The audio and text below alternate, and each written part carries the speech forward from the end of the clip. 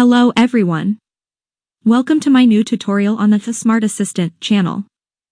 In this short tutorial, I'll show you how to activate predictive text input on your Samsung Galaxy smartphones. Predictive text can be a useful feature that enhances your typing experience by suggesting words as you type, making messaging and typing faster and more efficient. So if you're ready, let's get started right away with the process. First, open the settings. Scroll down, find the General Management option, and tap on it. After that, tap on a Samsung keyboard settings, then tap on the switch for the Predictive Text option. That's it. Now you can start typing and see how predictive text input makes your typing easier.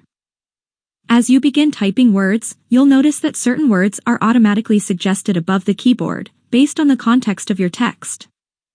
You no longer have to type out the entire word. If you see the desired word among the suggestions, simply tap on it, and it will be automatically inserted into your text. I hope you found this tutorial helpful. If you did, please like and subscribe to my channel, it would mean a lot to me.